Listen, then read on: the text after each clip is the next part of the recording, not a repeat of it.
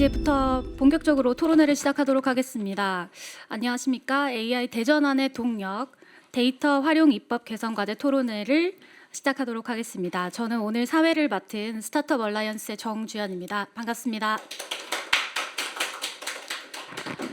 네, 오늘 토론회는 국회 스타트업 연구단체인 유니콘팜이 주최하고 그리고 저희 스타트업 얼라이언스가 주관하는 행사입니다. AI 산업 경쟁력의 핵심 요소라고 할 수 있는 이 데이터의 원활한 활용을 위해 현행 법제 개선과 정책 대응 방향을 심도 있게 논의하고자 마련되었습니다. 특히 최근에 저희 스타트업 얼라이언스가 국내 AI 기업 101곳을 대상으로 한 설문조사의 결과에 따르면 기업들 입장에서는 개인정보 동의 제도와 그리고 저작권에 따른 학습 데이터 활용 제한이 데이터 규제 가운데 가장 시급히 개선되어야 될 규제로 지목되기도 했는데요.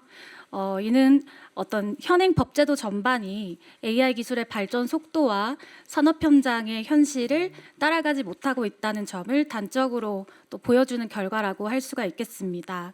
그래서 오늘 토론회에서는 이 개인정보보호법과 그리고 저작권법을 중심으로 한 제도 개선 방향을 살펴보고 그리고 AI 산업의 지속 가능한 성장을 뒷받침할 수 있는 이런 정책 대안을 함께 모색하고자 합니다.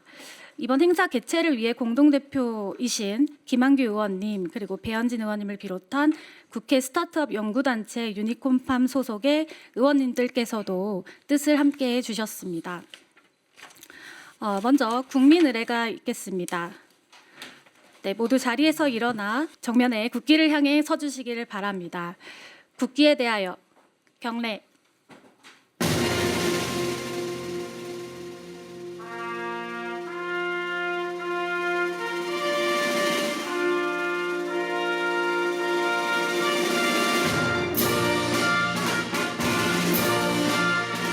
나는 자랑스러운 태극기 앞에 자유롭고 정의로운 대한민국의 무궁한 영광을 위하여 충성을 다할 것을 굳게 다짐합니다.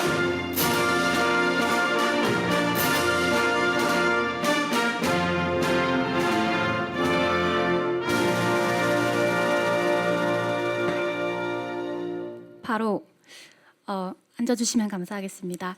시간 관계상 애국가 대창은 생략하도록 하겠습니다. 다음으로 바쁘신 의정활동에도 불구하고 오늘 토론회에 힘을 실어주신 의원님들의 환영의 말씀을 청해 듣도록 하겠습니다. 현장에는 특별히 유니콘팜의 공동대표이신 대표님께서 참석해 주셨는데요. 먼저 더불어민주당 김한규 의원님께 축하와 격려의 말씀 청해 듣도록 하겠습니다. 큰 박수로 맞이해 주시기 바랍니다. 네, 안녕하세요. 김한규입니다. 죄송합니다. 제가 약간 몸살 기운이 있어갖고 목소리와 얼굴이 좀 상황이 안 좋은데요. 저희 오늘 이제 많이 안 계신데 저희 유니콘팜은 나름 국회에서 여야 의원들이 다양하게 함께 모여 있는 연구단체입니다. 통상적으로 여야 의원들을 같이 참여하게 해야 되는데 형식적으로 한 분 정도만 참여시키고 실제로 활동은 전혀 안 하는 경우들이 많은데요. 저희 유니콘팜은 그렇지 않고 우리 배현지 의원님을 포함한 국민의 의원님들도 같이 대표를 맡고 실제로 활동을 하게 돼 있는 이제 연구단체인데요. 오늘 해외에 가 계신 분들이 좀 많은 기간입니다. 국정감사가 10월 달에 끝나고 11월 달에는 각자 담당하시는 업무 또는 관심 있는 주제로 또 해외 시찰들을 많이 하는 시기라서 이제 오늘 참여하지 못해서 안타까운데 좀 이따 이제 배현진 의원님도 같이 오시기 때문에 인사 말씀 들어볼 수 있을 것 같습니다. 오늘 행사는 이제 스타트업 얼라이언스에서 주관을 해주셨는데요. 이기대 센터장님께서 평소에 갖고 있는 문제 의식으로 여러 전문가분들을 모으고 좋은 행사를 하게 된 것 같습니다. 오늘 발제를 해주시는 이제 방성현 변호사님, 제가 김현장에서 같이 근무했던 분이기도 한데 이 데이터 와 개인정보 관련해서 뭐 전문성을 갖고 계신 분인데요. 제가 변호사를 하면서는 이 개인정보의 중요성 측면에서 자꾸 일을 했었는데 이제 국회에서 정무회에 계실 때 오늘 그 개인정보보호위원회 양첨상 국장님도 오셨는데 또 이제 다른 측면에서 또 개인정보에 대한 규제의 필요성도 있지만 실제로 AI 산업을 포함해서 어떻게 하면 개인정보를 비실명화, 익명화를 해서 산업에 도움이 되게 또 이제 규제를 집행할 것인가 또는 규제를 변경할 것인가에 대한 고민들을 많이 했습니다. 근데 이제 국회가 아무리 저희가 좋게 생각하더라도 업계의 필요성을 잘 따라가지 못하고 있다라는 반성적 고려를 하게 되는데요. 오늘 그런 문제점에 대해서도 잘 얘기해 주시면 좋겠다라고 말씀을 드립니다. 오늘 지금 이혜미 연구 책임위원님 오셨는데 뭐 업계에서 오랫동안 활동하신 만큼 인사이트 있는 얘기를 해주실 거라고 생각하고 또 함께 해주신 박민규 의원님, 장철민 의원님 감사드리고 이따 뭐 배현진 대표님 오시면 또 인사 말씀 듣도록 하겠습니다. 다시 한번 와주신 모든 분들께 감사의 말씀드립니다. 감사합니다. 네, 말씀 감사합니다. 다음으로는 공동대표이신 배현진 의원님께 환영의 말씀을 청해 들어야 되는데요. 지금 이전 행사가 있으신 관계로 오시는 대로 말씀 청해 듣도록 하겠습니다. 다음으로는 주간 기관인 이 스타트업 얼라이언스의 이기대 센터장님의 인사 말씀이 있겠습니다. 박수 부탁드립니다. 안녕하십니까, 이기대입니다. 오늘 여러 유니콘팜 멤버 의원님들 모시고 또 공동대표 김한기 의원님 모시고 또 발제자 토론자 선생님들 다 시간 내주셔서 감사합니다. 저희가 AI 스타트업들이 우리나라에 누가 있냐고 물으면 항상 떠오르는 이름이 업스테이지하고 12랩스가 있습니다. 업스테이지는 최근에 있었던 브릿지 라운드에서 AWS하고 AMD가 들어왔죠. 글로벌 기업들이 들어왔고 그들을 유치하기 위해서 C-레벨들이 대표님까지 산호제 오피스에서 애를 많이 썼다고 들었습니다. 12랩스라는 회사는 아예 미국 법인입니다. 우리 이재성 대표가 국군 사이버 작전사 있을 때 전우들과 같이 미국으로 넘어가서 창업을 한 이제 시리즈 A 맞췄는데 투자 규모가 1,000억이니까 아주 성공적인 기업이죠. 이렇게 이제 선배들이 잘하는 걸 보면서 우리나라의 후배 AI 창업자들도 요즘 아예 미국에서 창업을 해야 되나 아니면 여기서 넘어가야 되나 그런 고민들을 하고 있습니다. 저희가 오늘 서베이 101곳의 스타트업들에게 여쭤본 그 서베이 결과를 가지고 또 얘기를 할 건데요. 사실 보면은 우리나라의 이 척박한 현실이 너무 잘 드러나 있는 게 저는 GPU 값이 없거나 클라우드 비용이 너무 많다 이런 얘기할 줄 알았습니다. 근데 그것만 있는 게 아니라 스타트업 대표님들은 지금 그 아예 학습 단계에서 그 학습 데이터 수집 단계에서 이게 민영사상 책임을 걱정하고 있는 그런 안타까운 현실이고요. 이렇게 된다면 우리가 누가 가족이 창업한다면 말려야 될 이유가 아닐까. 뭐 해보겠다고 창업했다가 민영사라니요. 네, 우리 이제 곧 AI 전환 얘기 되게 많이 나올 텐데요. 이미 시작했고 저 약간 고민됩니다. 우리나라에 AI 스타트업이 없는데 AI 전환을 누가 하죠? 그래서 우리 쉽지 않은 문제인데 오늘 여러 전문가 선생님들께서 고견과 통찰을 내주시기 부탁드리겠습니다. 감사합니다. 네, 말씀 감사합니다. 네, 아울러 이 자리에는 여러 유니콘팜 소속 의원님들께서도 참석을 해주셨습니다. 그래서 한 분 한 분께 축하의 말씀을 청해 듣고자 하는데요. 먼저 유니콘팜의 연구 책임 의원을 맡고 계신 더불어민주당의 장철민 의원님께 말씀 청해 듣도록 하겠습니다. 네, 안녕하세요. 장철민입니다. 반갑습니다. 아침이라 목이 메네요. 저희가 유니콘팜 하면서 이야기를 제일 많이 듣고 하게 되는 게 바로 이 데이터 관련된 부분인 것 같습니다. 제가 저는 지금 산자위에 소속이 김한규 의원님하고 같이 산자위에 있는데 제가 산자위 예산 소위원장입니다. 근데 이번에 예산 심사하면서 약간 느낀 게 있는데 야 이거 좀 신기한 일이 발생하고 있다라고 하는 한 가지가 저희가 이제 이재명 정부에서 AI 관련 AI 전환, AI 산업에 대한 굉장한 이제 뭐 좀 공격적인 투자와 이런 것들을 하려고 하니까 국민의힘에서 AI 달려 있는 건 다 이제는 태클 걸기 시작하더라고요.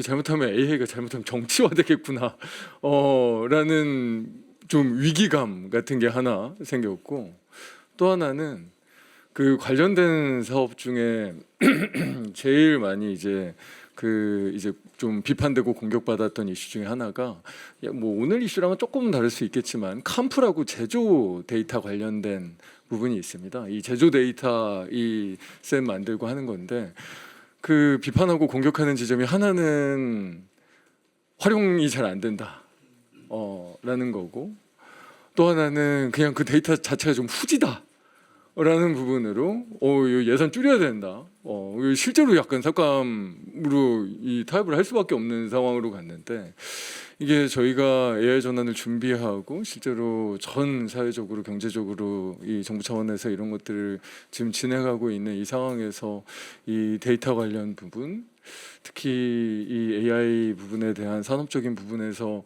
우리가 생각하는 것보다는 시간이 그렇게 많지 않을 수도 있겠구나. 이 온갖 종류의 어떻게 보면 좀 비합리적이고 좀 다른 차원의 이 상황으로 빠져 들어갈 우려도 있을 수 있겠구나라는 생각이 저 이번에 예산 논의하면서 좀 느꼈습니다. 그래서 저희가 지금 AI 전환을 준비하는 이 과정 속에서 좀 할 수 있는 제도적인 그리고 이 정책이나 사업 부분에 관련된 부분들을 우리가 생각하는 것보다 훨씬 긴장감을 가지고 빠르게 어떻게 보면 제도적 전환을 AI 전환 이전에 사실은 좀 이뤄내야 되겠다라는 위기의식을 느낀 이 예산 협의 과정이었다라는 것 때문에 오늘 이 토론에서 나오는 과제들 그리고 거기에서 나오는 이 함의들을 저희가 정말로 진짜 긴장감을 가지고 속도감 있게 입법 개정도 추진하고 정책화를 해야 되겠다라는 생각이 들었습니다. 오늘 토론에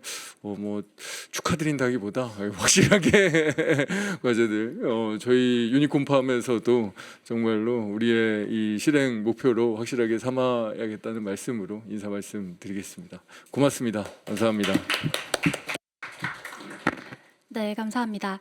다음으로 역시 유니콘팜의 연구 책임 의원이신 조국혁신당의 이혜민 의원님께도 말씀 청해 듣겠습니다. 네, 조국혁신당 사무총장 이혜민입니다. 지금 연구 책임 의원으로 여기 앉아 있지만 제가 우선 기분이 좋아요. 왜냐하면 저는 이제 업계에 있을 때 스타트업 얼라이언스라고 내부 이렇게 다들 설 이렇게 부르잖아요. 네, 대표님도 뵙고 무엇보다 저는 현업에서 아주 오랫동안 있으면서 불만이 많았습니다. 어떤 불만이 많았냐면 아니 도대체 입법부나 정부는 현업 얘기도 안 듣고 말도 안 되는 그러니까 지능조차도 말이 안 된다라고 느꼈던 적이 많았고 그리고 학계에서는 정말 뜬구름 잡는 소리를 하는구나라는 생각도 되게 많이 했었어요, 사실. 이제는 근데 이제 그 불만을 들어야 되는 위치에 있잖아요. 그러면서 느끼는 거는 뭐냐면은 이게 법이나 정책이나 어떤 연구나 이 모든 것은 요 AI 관련된 것 혹은 기술 IT 관련된 것은 절대로 속도를 따라갈 수가 없습니다. 우리가 데이터 열어준다고 하고 쌓아놓는다고 하고 예산도 태우고 한다 한들 현업에서 느끼는 체감은요 항상 뒤에요. 그러기 때문에 제가 생각했을 때는 이게 뭔가 이렇게 양쪽이 다 너무나도 기분 좋은 솔루션을 끌고 방금 전에 장점진 의원님 말씀하셨듯이 이게 막 축하 뭐 이런 의미라기보다는 한 가지 방법은 국회 입법부와 현업 수월이 그 브릿지 역할을 하실 수 있다고 저는 생각을 하고 행정부와 현업 이게 아주 공고하게 채널이 마련이 돼야 된다는 생각을 진짜 많이 하고 있거든요. 그리고 저는 이제 구글에서 오랫동안 일을 하면서 어떤 경험이 있었냐면은 어떤 경우에는 규제가 사실은 회사를 살리는 경우도 많이 경험을 했어요. 왜냐하면은 한국에서는 많이 벌어지진 않지만 이제 해외 아주 큰 글로벌 빅텍 같은 경우는 소송을 당하게 되는 케이스가 많이 있거든요. 그렇기 때문에 회사 내에서는 회사를 보호하기 위해서라도 원래 규제보다 더 세게 안에서 인하우스 리걸 팀에선 더 세게 팔러시를 정해놓은 케이스가 종종 있습니다. GDPR도 사실 그 예제 중에 하나였었고요. 그보다 더 세게 했었고 그 다음에 더 센 유럽에서 규제가 나왔을 때 오히려 대응이 쉬웠던 쿠키 관련돼서도 그런 일도 있었었고. 그래서 저는 저작권하고 어떤 지능이라는 게 저의 그냥 경험으로만 봤을 때는, 그리고 저는 스타트업에서 이제 CPO 아까 CPO 계시던데, 저는 그 P가 이제 프로덕이었었는데, 네, 제품 최고 책임자였었는데 그 일을 하면서 무슨 생각을 했냐면 저작권을 지키는 것과 어떤 산업을 발전시키는 게 이게 막 이렇게 컨플릭 나는 개념이 아니라 데이터가 없으면 이제 데이터 쪽이니까 데이터가 없으면 결국엔 좋은 서비스도 못 만들어요. 이거는 서로 협력 관계고 서로 상생 관계라는 생각을 더 많이 하게 됐고, 그럼 좀 더 구체적으로 그 안에서의 포인트가 뭘까 했을 때 저작권자, 데이터를 홀드하고 있으신 분들은 내 데이터를 전 세계에서 아무도 모르게 꽁꽁 감추고 싶어, 이게 아니에요. 이게 아니라 내 데이터를 최대한 많이 사용되게 되고 많이 알려지게 되고, 대신 레커그니션과 그건 아마 뭔가 나타날 때 어트리뷰션으로 나타나게 되고 소스를 명시하는 게 되겠죠. 어트리뷰션 혹은 레커그니션과 리워드 형태로 나타나게 되는구나를 이제는 제가 무슨 학자는 아니지만 일을 하면서 제대로 소스 어트리뷰션을 해야 되고 거기에 따른 리워드는 명확하게 해줘야지 결국에는 데이터 쪽도 살고 산업도 사는구나라고 느꼈었습니다. 그래서 이게 어떤 서로 싸워야 되는 영역이 아니라 서로 계속해서 시너지를 내면서 발전해 가야 되는, 더 많이 활용할 수 있도록 그런 생각을 많이 했었어요. 그래서 오늘 토론에 너무나도 사실 기대가 되고, 시간 때문에 일찍 이석을 해야 되지만 특히 이 설문조사를 해주신 거는 굉장히 소중한 자료인 것 같습니다. 잘 참고를 해서 입법 그리고 이제 여러 가지 정책 반영하도록 하겠습니다. 감사합니다. 네, 말씀 감사합니다.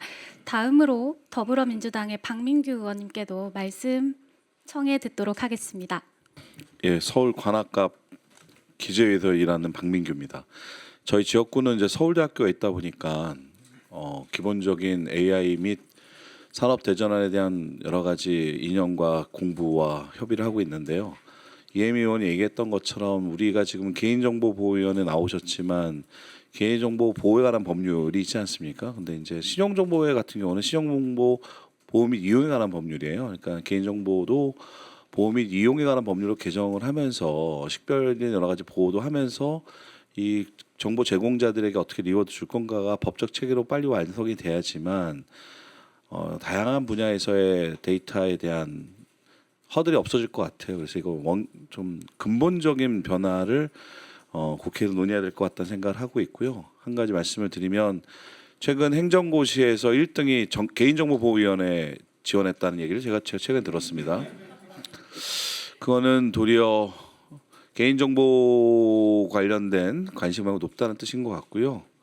어쨌든 좋은 위원장도 새로 가셨으니까 업계 전문성 있는 우리 국장님과 또 여기 계신 모든 전문가들과 함께 보호만 아니라 이용을 어떻게 할 것인지 또 산업과 어떻게 리워드 연결할 것인지 잘 했으면 좋겠고요. 국회에서 할 수 있는 일들을 관심 있게 하겠습니다. 고맙습니다. 네, 좋은 말씀 감사합니다. 지금 막 배현진 의원님께서 행사장으로 달려오고 있다고 하셔서 그럼 사진 촬영 먼저 하도록 하겠습니다. 하나, 둘, 셋. 네, 축사의 말씀 청해드리겠습니다. 네. 죄송합니다. 늦어서 너무 죄송합니다. 네, 국민의힘의 지금 유니콘팜 대표를 맡고 있는데 미리 와서 문 열어놓고 제가 기다렸어야 되는데 12월에 뭐 국회의원들이 행사가 좀 대목이라 양해를 부탁드리겠습니다. 저 이 부분에 관해서는 여기 뭐 이혜민 의원님이나 우리 특히 김한규 의원님 공부 너무 많이 하시고 AI에 대해서 반 전문가시지만 저는 거의 무지렁에 다름없기 때문에 여러 전문가분들의 말씀 오늘 들으면서 배우도록 하겠습니다. 이상의 말씀은 안 붙여도 될 것 같습니다. 와주셔서 고맙습니다. 오늘 토론회는 한 분의 기조 발제에 이어서 종합 토론을 진행하는 순서로 준비되어 있습니다. 먼저 김앤장 법률사무소의 방성현 변호사님께서 AI 시대의 기업들이 데이터 활용을 제약하는 규제는 무엇이고 또 그 개선 방향은 어떠해야 되는지에 대해서 또 잘 짚어주실 예정입니다. 변호사님 앞으로 모시겠습니다. 큰 박수 부탁드립니다.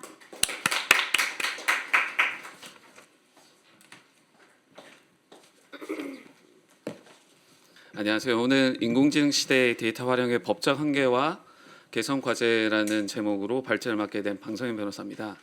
저에게 주어진 시간이 한 20분 정도 되는 것 같은데요. 최대한 신속하고 효율적으로 발제를 해볼 수 있도록 하겠습니다. 그 인공지능 시대의 데이터 활용과 관련해서 보통 논의되는 게 크게 보면 두 가지입니다. 데이터를 활용하는 과정에서 해당 저작물의 저작권 침해 이슈를 어떻게 해결할 거냐. 그리고 두 번째는 해당 데이터에 개인정보 포함이 됐을 때 이 개인정보에 관한 침해 법 위반 이슈를 어떻게 해결할지에 관해서 여러 논의가 있습니다. 이 두 가지에 관한 현재 논의는 있지만 실질적으로 사업자들이 이 데이터를 좀 적극적으로 활용할 수 있는 제도가 각 국가별로 제대로 정착이 안 되어 있는 부분이 있어가지고 이 부분에 관해서 집중적으로 말씀드릴 수 있도록 하겠습니다. 저작권과 관련해서는 보통 한 두세 가지 쟁점을 이야기를 합니다. 하나는 데이터를 학습을 하려고 하면 데이터를 뭐 복제하고 전송하고 이런 행위가 발생할 수밖에 없는데 그 데이터 복제 전송권 침해 이슈가 발생하냐 아니냐 이런 게 하나가 있고요. 두 번째는 이제 AI를 통해서 뭐 영화를 만들거나 다른 저작물을 만들면 그 저작권을 누구의 저작권을 인정할 거냐 이런 쟁점도 하나가 있고 그리고 만들어진 그 저작물을 이용해 가지고 저 같은 일반 이용자들 이용할 때 또 추가적인 저작권 침해가 있느냐 여관에 세 가지 이슈가 있습니다. 근데 보통 저희가 지금 이제 주목하고 있는 첫 번째 데이터 학습에 관한 부분인데 데이터 학습과 관련해 가지고는 현행 저작권법 상에서도 공정 이용에 관한 조항이 있습니다. 다만 이 공정 이용에 관한 조항은 이제 미국 같은 경우에는 공정 이용에 관한 여러 판례나 이런 법리들이 조금 더 정착이 되어 있는데 한국에서는 이런 법리적인 측면에서 명확한 기준이 없다 보니까 이 공정 이용에 관한 조항을 근거로 해서 내가 데이터를 활용하는 과정에서 과연 이 저작권 침해 없이 활용이 가능하겠냐에 관해서는 상당한 한계가 있다라고 지적이 되고 있습니다. 이후에서도 보면 이 저작권과 관련한 몇 가지 논의가 있습니다. 사실 이 논의들은 AI에 관한 논의가 본격화되기 전부터 있던 조항들이고요. 그래서 디지털 싱글 마켓 그 저작권 지침에 보면 크게 보면 두 가지가 있습니다. 하나는 이제 3조에 보면 주체도 굉장히 제한을 하고 있습니다. 그래서 연구기관이나 문화유산기관 이런 일정한 기간 한정을 하고 있고 그 목적도 보면 과학적 연구 목적으로 활용할 수 있다라고 되어 있습니다. 그래서 사실은 상업적인 이용은 EU DSM 지침 제3조에서는 할 수가 없는 상황입니다. 반면 DSM 지침 제4조에 보면 주체에 관한 별도의 제한을 두고 있지 않고 누구든지 할 수는 있는데 그리고 그 목적도 비상업적 이용뿐만 아니라 상업적 이용도 가능하도록 하고 있습니다. 다만 이 저작권자가 옵트아웃을 하는 경우 나의 저작물에 관해서 이런 학습 목적으로 사용할 수 없다라고 하는 경우에는 해당 저작물을 학습 목적으로 사용할 수는 없도록 하는 그런 조항을 두고 있습니다. 그래서 이런 DSM에서 말하는 저희가 통상적으로 이야기하는 텍스트 앤 데이터 마이닝과 관련한 조항이 한국에는 아직은 없지만 EU의 DSM 지침상으로는 있는 상황입니다. 일본의 경우에는 그 전체적인 그림을 좀 보시면 좋을 것 같은데 똑같이 저희가 AI 서비스를 개발하는 여러 국가들이 있는데 각 국가들 규제 상황이 좀 다릅니다. 그래서 아시아권 국가, 한국을 제외한 몇 개 아시아권 국가는 좀 더 적극적으로 사업자들이 데이터를 활용할 수 있는 그런 제도를 두고 있습니다. 예를 들면 일본 같은 경우에는 2018년도에 저작권법을 개정했는데 이 저작권법 조항에 보면 이제 사실은 뭐 상업적인 이용, 비상업적인 이용도 모두 가능하고 적법한 접근 요구나 이런 것도 제한이 없이 해당 저작물에 대한 뭐 사상 감정의 향수를 목적으로 하지 않는다. 그리고 저작권자 이익을 부당하게 침해하지 않는다라는 좀 넓은 면책이 가능한 그런 조항을 두고 있습니다. 그래서 일반적으로 일본의 이 저작권법 조항이 뭐 아시아를 비롯해 가지고 사실 전 세계적으로 가장 넓게 면책을 인정하고 있다라고 인식이 되고 있고요. 싱가포르 같은 경우에는 한국과 비슷하게 공정 이용에 관한 조항을 두고는 있습니다. 그런데 이제 싱가포르가 미국의 방향이 조금 다른 점은 미국은 여전히 공정 이용에 관한 조항만 가지고 판례상 법률을 해결하고 있는 반면에 싱가포르는 공정 이용에 관한 조항을 두면서도 추가로 TDM에 관한 면책 규정을 2021년도에 도입을 했습니다. 그래서 컴퓨터 데이터 분석이나 그 준비 작업을 위한 이용 행위 이런 것들에 관해서는 저작권 침해 행위에 해당하지 않는다라는 규정을 두고 이 규정에 근거해 가지고 이제 데이터를 분석할 수 있도록 하는 기본적인 근거를 마련해 두고 있습니다. 미국은 제가 좀 전에 말씀드렸듯이 이런 TDM에 관한 별도 예외 규정을 현재 두고 있지는 않고요. 다만 이제 공정 이용에 관한 조항을 근거로 해가지고 그 법리에 따라서 판단을 하고 있는데 아무래도 이제 대륙법계와 영미법계에 관한 차이는 조금 있는 부분인 것 같습니다. 그래서 AI와 저작권 관련해서 뭐 입법 측면에서 존경하는 의원들이 많이 계신데 저희가 좀 고려해야 될 것들은 여러 가지가 있을 것 같습니다. 우선은 저작물에 대한 저작권자의 권리 보호는 저희가 강구할 수 없는 부분입니다. 왜냐하면 본인이 만든 저작물에 관해서 적정한 권리를 보호하지 않은 상태에서 데이터를 활용한다는 것은 이해관계를 조정하기 어려운 측면이 있습니다. 그런데 그 앞서도 말씀드렸듯이 사실은 AI 기술 및 산업 발전 속도가 굉장히 빠릅니다. 그렇기 때문에 사실 불과 한 2, 3년 후에는 이런 논의를 한국에서 하는 것조차 아무런 의미가 없을 수 있습니다. 왜냐하면 이 데이터의 활용과 관련해 가지고 현재 한국이 뭐 미국이나 다른 이유에 있는 여러 회사들과 비교를 해보면 한국 시장의 경쟁력이라는 것은 자본을 엄청 투입해 가지고 사실 경쟁력을 가질 수 있는 상황이 아니고 저희가 사실은 인력이 보면 한국보다 미국이나 다른 국가로 많이 나가 있는 상황입니다. 그럼 우리가 사실 경쟁력을 가지려면 이 데이터의 활용을 어떻게 풀어서 해외 인재들 들어올 수 있도록 할 것이냐가 중요한 이슈인데 그런 측면에서 데이터의 활용에 관한 논의가 좀 있어야 될 것 같고요. 그리고 제가 앞서 아주 간략하게 각 아시아 국가권에서의 이제 입법 방향에 대해서 말씀드렸는데 되게 신기한 거는 아시아권 국가는 좀 더 전향적으로 이 데이터를 활용하거나 저작물을 이용할 수 있는 방향으로 입법을 바꾸고 있습니다. 그리고 실제 적용을 하고 있고 그러면 저희가 비슷한 위치에 있는 다른 경쟁 국가들을 생각했을 때 어느 방향으로 입법을 하는 게 적절할지에 대해서 시사점이 있다고 생각합니다. 그래서 TDM과 관련해서는 크게 이제 세 가지 방향을 생각을 해볼 수는 있을 것 같습니다. 우선은 저작권자의 권리를 충실히 보호하겠다라고 하면 이 TDM에 관한 조항을 도입은 하되 이 예외 규정을 적용할 수 있는 주체는 좀 일정하게 제한을 하거나 또는 비상업적 이용에 한정한다라는 조항들입니다.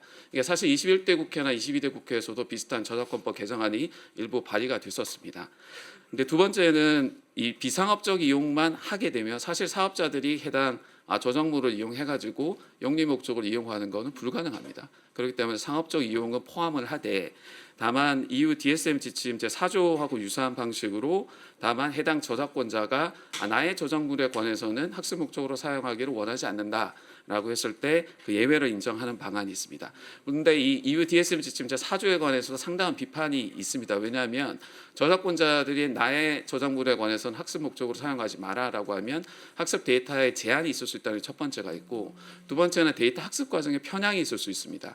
무슨 말씀이냐면 그 저작권자들이 자기 데이터를 사용하지 못하도록 하면 이게 균형적인 뭐 데이터 모델을 만들 수 있는 게 아니고 일부 편중된 데이터를 기초로 해가지고 만들 수 있기 때문에 이 부분에 관해서도 여전히 비판이 있는 상황입니다. 그리고 세 번째는 그 싱가포르나 이쪽이랑 좀 더 유사하게 저희가 저작권자의 옵트아웃 권리를 인정을 하기보다는 상업적 이용까지는 가능하도록 하고 다만 해당 저작물에 관한 적법한 접근이 이루어지도록 하는 이런 방향에 관해서 좀 더 고민을 해볼 필요가 있지 않나 생각합니다. 저는 사실은 이 세 번째 방안으로 가는 게 적정하다고 생각을 하는데 이 부분에 관해서는 뭐 저작권자 입장에서는 상당한 또 이견이 있을 수 있는 부분이어가지고 좀 사회적인 합의가 필요한 부분인 것 같고요. 그리고 입법과 관련한 여러 논의들을 보면 해외에 있는 여러 법제들 제가 좀 전에 말씀드린 EU에서의 법제 그리고 APEC 쪽의 법제 그리고 미국의 법제가 있는데 우리가 EU나 또는 싱가포르 또는 일본에서 이런 제도를 두고 있으니까 한국에 도입하자라는 것만으로는 부족하다는 생각이 듭니다. 왜냐하면 각 시장별로 해당 입법을 어떻게 하는지에 따라서 저작권자 또는 데이터 활용에 미치는 영향이 다를 수 있기 때문에 국내 시장에 대한 영향 분석은 분명히 이루어져야 됩니다. 그런데 신속하게 이루어져야 됩니다. 왜냐하면 시간이 없습니다. 그래서 이 세 가지에 관한 여러 안건들을 저희들 종합 토론할 때 토론자님께서도 좀 말씀을 해주시면 좋을 것 같습니다. 두 번째 말씀드릴 부분은 개인정보 부분입니다.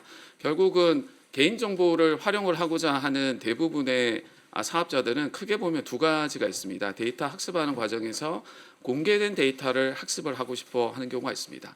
근데 공개된 데이터를 학습하다 보면 해당 웹사이트나 앱이나 또 공개된 정보 중에 특정인의 개인정보가 포함이 되는 경우가 있습니다. 그러니까 사업자 입장에서는 그 정보를 내가 수집하고자 또는 활용하고자 하는 의도가 있었던 건 아닌데 공개된 데이터를 데이터 모델을 만들기 위해서 뭔가 학습을 하다 보면 개인정보가 들어가 있고 그러면 그 개인정보를 수집하는 거기 때문에 개인정보에 관한 규제가 적용되는 게 아니냐에 관한 게 이제 첫 번째 이슈입니다. 두 번째는 이미 사업자들이 적법하게 수집하고 있는 개인정보들이 상당한 양이 있습니다. 무슨 말씀이냐면 저희 주요 기업들 그리고 여러 제조업체들이 가지고 있는 데이터들이 있는데 그 데이터를 활용을 하려고 하면 원래 해당 데이터를 수집할 당시에 생각했던 목적과는 좀 달라지기 때문에 그 데이터 활용을 하기 위해서는 동의를 다시 받아라 라고 접근을 하게 됩니다. 그래서 이런 동의에 관한 이야기로 접근을 하게 되면 결국은 사업자들이 이 데이터를 활용하지 못하는 문제가 발생할 수밖에 없습니다. 이 두 가지 쟁점에 관해서 간단히 말씀드릴 수 있도록 하겠습니다. 2023년도에 개인정보보호법을 개정을 하면서 종전의 동의 중심의 개인정보 처리 근거 체계를 좀 바꾸자라는 논의가 있었습니다. 그래서 저희 동의 이외에 계약의 이행을 위한 경우 정당한 여러 조항들이 있었는데 2023년도에 개인정보보호위원회에서 계약의 이행을 위한 경우에 관한 요건에 불가피하게라는 이야기가 있으니까 그걸 좀 빼자. 그래서 동의 이외에 다른 개인정보 처리 근거를 확대하자라는 이야기가 있었습니다. 그렇지만 여전히 사업자들은 정보 주체의 동의에 근거해가지고 개인정보를 처리할 수밖에 없는 상황입니다. 뒤에서 말씀드리는 여러 다른 개인정보 처리 근거는 해당 처리 근거를 본인들 사업에 적용할 수 있을지가 불명확한 그런 경우들이 많습니다. 근데 문제는 이 정보 주체의 동의라는 게 저희가 의존하고 갈 수 있느냐에 관해서 한번 생각을 해봐야 될 부분입니다. 이게 단순히 데이터의 활용뿐만 아니라 정보 주체의 실질적 권리를 보장하기 위한 측면에서 보면 동의를 해라. 너희 동의가 있으니 내가 너의 데이터를 모두 사용하겠다라는 접근 방식이 과연 타당하냐에 관해서 생각을 해봐야 됩니다. 그래서 사업자들도 형식적인 이용자들 입장에서 보면 동의서나 또는 이용약관을 안 읽어보고 동의하시는 경우가 사실 상당히 많으시고요. 그리고 사업자들 입장에서도 그러면 내가 동의를 받아야 되니 모든 내용들을 그 동의서에 넣어가지고 동의받겠다라고 하는 게 있고, 그리고 마지막 꼭지로 제가 말씀드리는 이 신규 서비스의 어려움이 좀 있습니다. 이 부분에 관한 해석을 어떻게 할지는 개인정보 보호위원회도 많이 고민하고 계신 걸로 알고 있습니다만은 기존에 예상하지 못한 새로운 서비스가 있으면 그 신규 서비스를 제공하기 위해서 다시 동의받아라라고 하면 사실상 하지 말라는 거랑 동일한 이야기가 됩니다. 뿐만 아니라 저희 이제 EU GDPR하고 비슷한 동의 방법에 관한 규정들도 도입을 했기 때문에 설령 동의를 받는다고 하더라도 정보 주체의 실질적 동의가 있었냐 아니냐에 관한 논의가 있을 수밖에 없어가지고 그러면 동의가 무효화되는 상황이 발생할 수밖에 없기 때문에 사업자들은 동의를 받는다고 하더라도 불안할 수밖에 없는 상황입니다.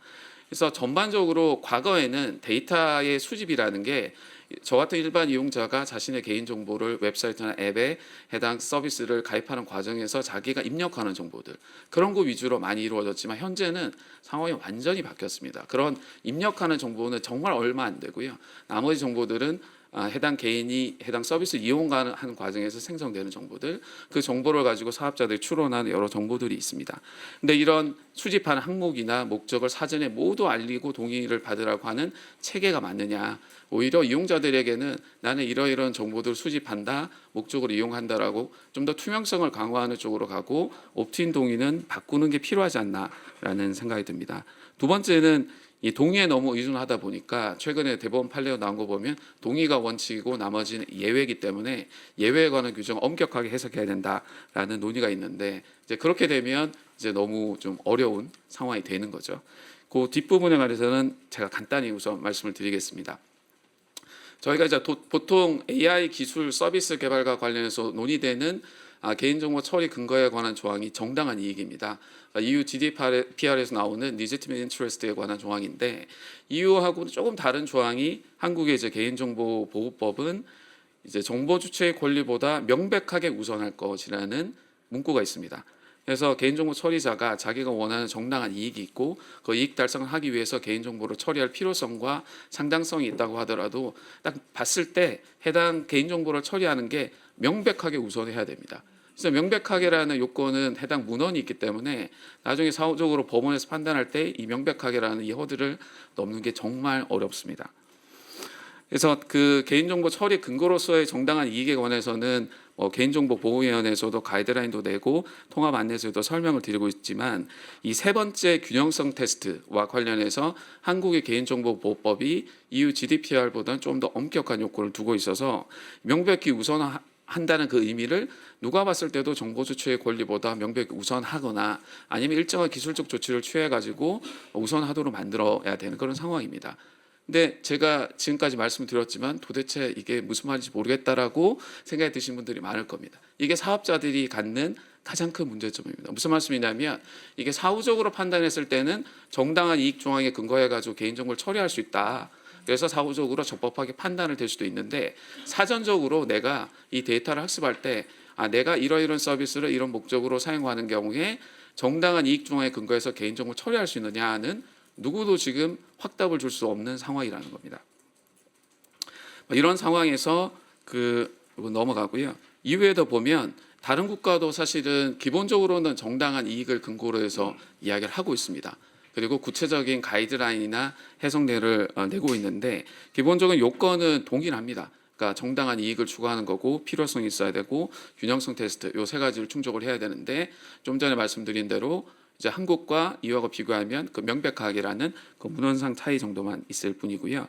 그래서 EU에서 만든 그 가이드라인에도 보면 이용자를 보조하기 위해서 대화형 에이전트 서비스를 개발한다. 사기적인 컨텐츠 행위를 탐지하기 위해서 개발한다. 이런 것들은 이익의 정당성은 인정이 된다. 사실은 이익의 정당성을 인정하는 거는 그렇게 어렵지는 않습니다. 문제는 그 다음부터인데요.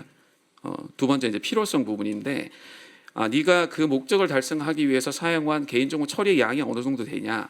그리고 그 사용한 개인정보 처리 양이 기본적으로 이 최소 수집의 원칙, 네가 데이터를 개인정보를 수집하려면 필요 최소한만 수집해야 된다는 원칙이 있으니까 그 필요 최소한만 사용했냐에 관한 이제 기준을 설정을 하게 됩니다. 과연 근데 그 예전에는 이게 정말 사실은 최소 수집의 원칙이라는 게 다 맞는 이야기였거든요.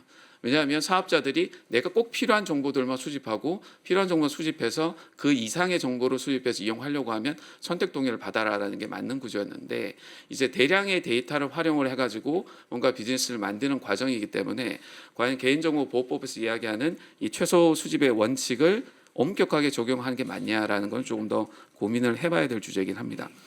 그리고 이제 세 번째는 균형성인데 EU 쪽에서도 이 균형성 요건을 적용하면서 이용자의 EDP에 보면 정보 주체의 합리적 기대에 관해서 이야기를 하고 있습니다. 정말 어려운 이야기죠. 그러니까 저 같은 일반 정보 주체가 나의 정보를 해당 개인정보 처리자가 가지고 가서 이러한 목적으로 사용하는 건 충분히 예상할 수 있었다. 근데 충분히 예상할 수 있었다는 걸 판단한 요소들을 보면 해당 정보가 내가 공개한 정보냐, 그리고 어떤 목적으로 사용하냐, 수집되는 맥락 이런 것들을 모두 고려해야 된다. 그래서 사후적으로 이익 형량 관점에서는 사실 아무런 문제가 없습니다. 근데 사전적으로 판단하기가 굉장히 어렵다라는 겁니다. 근데 영국 같은 경우에는 여러 개인정보 처리 관련 근거가 있지만 이제 동의라는 거는 받을 수 없거든요. 왜냐하면 공개된 정보를 수집하는데 그 공개된 정보를 수집하는 그 정보 주체가 저의 이용자가 아닐 가능성이 굉장히 높습니다. 그렇기 때문에 그 이용자로부터 동의를 받을 수는 없는 거고요. 결국은 정당한 이익 조항에 근거할 수밖에 없는데 여전히 그 기준이 불명확해서 구체적인 기준 제시가 필요하다라는 겁니다. 근데 싱가포르 부분은 제가 정당한 이익의 근거 조항으로 제시한 부분은 아닌데 좀 특이한 조항들이 몇 가지가 있습니다. 예를 들면 사업 개선 목적으로 사용할 수 있는 예외들 이런 것들이 좀 있습니다. 근데 이 요건 자체도 약간 굉장히 브로드하게 돼 있습니다. 근데 해당 사업자가 사업 개선 목적으로 정보를 사용하려고 하는데 비식별 정보로 형태로 사용하는 게 어렵다. 그런 경우에는 이제 개인을 식별할 수 있는 형태로 사용해야지만 합리적으로 목적을 달성할 수 있다. 그리고 합리적인 사람이라면 그 상황에 적절하게 생각한다. 이런 요건을 좀 브로드하게 두고 이 조항이 어떤 경우에 적용될 수 있는지에 관해서 구체적으로 가이드를 주고 있습니다. 또 연구 목적으로 사용하는 경우에는 또 별도의 특별 규정을 둬서 명백한 공공의 이익이 있다, 연구 목적을 합리적으로 달성할 수 있다라고 하는 경우에는 이 조항에 근거해서 연구 목적에 관한 이용이 또 가능하도록 하고 있습니다. 이제 개인정보보호위원회도 AI 시대에서 어떤 방식으로 개인정보를 활용할지에 관해서 굉장히 고민을 많이 하시고 관련된 가이드라인도 어느 기관이 뒤지지 않게 많이 만드셨습니다. 그렇지만 이 가이드라인만을 가지고는 사업자들의 구체적으로 나의 케이스에 이게 적용될 수 있느냐에 관한 의문이 여전히 좀 제기하고 계신 상황이어서 개발 사례에 대한 판단들이 많이 필요하고요. 그리고 22대 국회에 발의된 개인정보법 개정안 중에 민병덕 의원님 안을 보면 지금까지 말씀드린 크게 보면 두 가지 주제 중에 내가 이미 적법하게 수집하고 있는 개인정보를 AI 기술 개발 목적으로 사용하는 경우, 그 경우에 어떻게 해야 되냐? 공개된 개인정보가 아니라 내가 이미 적법하게 수집한 정보가 있는데 이 정보를 AI 기술 및 성능 개선 목적으로 사용하려고 하면 현행법상으로는 네가 최초의 정보 주체로부터 동의받을 때 그 내용을 고지하지 않았으니 다시 동의받아라라는 게 이제 원칙인데 지금 이제 요 법안은 그 경우에 익명이나 가명으로 처리할 수는 없고 일정한 기술적 조치가 돼 있다라고 하면 당초 수집한 목적 외로 처리할 수 있다라는 그런 근거 규정을 두고 있습니다. 그래서 고동준 의원님이 발의한 법안도 유사한 법안이시고 다만 심의 의결 절차 간소화에 관한 규정을 별도로 두고 있습니다. 결국은 이 정당한 이익 규정과 관련해서 제가 말씀드리고 싶은 부분은 개인정보보호법도 EU GDPR로 유사하게 이 명백성 요건 균형성 요건에서 이야기하는 명백하게라는 용어는 조금 수정할 필요가 있지 않냐라는 거고요. 두 번째는 구체적으로 과연 어떤 경우에 그러면 AI 기술 및 서비스 개발 목적으로 정당한 이익에 근거해서 개인정보를 처리할 수 있는지에 관해서 많은 해석례와 선례들이 있어야 되면 그래야 그걸 보고 사업자가 나의 경우에는 적용이 될 수 있다라고 판단을 하는 게 사실상 가능할 것 같습니다. 그리고 또 추가로 생각해 볼 수 있는 게 저희가 말한 두 가지 쟁점, 첫 번째 쟁점인 공개된 개인정보와 관련해 가지고는 정당한 이익에 관한 근거 규정으로만 현재 처리를 하고 있습니다. 그리고 지금 보여주신 이 판례가 로앤비 관련된 판례였는데 교수님의 개인정보를 자기 웹사이트에 공개했을 때 어느 범위 내에서 이용할 수 있는지에 관한 판례입니다. 근데 여전히 여러 사정을 종합적으로 고려해서 보겠다라는 거기 때문에 이 사정을 사전적으로 모든 그 데이터에 관해서 판단을 해가지고 내가 일정 범위의 데이터에 관해서는 정당한 이익에 근거해 처리하고 그렇지 않은 데이터는 처리하지 않겠다라고 하기가 좀 어려운 측면이 있습니다. 그래서 공개된 데이터에 관한 처리도 보면 싱가포르 같은 경우에는 공개된 개인정보는 별도의 동의 없이 처리할 수 있는 근거를 부칙을 별도 두고 있는 경우들이 있고요. 미국과 같은 경우에는 공개된 개인정보도 이 합법적으로 이용 가능한 범위, 일정한 제한이 있지만 그 범위 내에서 이용할 수 있도록 조항을 열어두고 있습니다.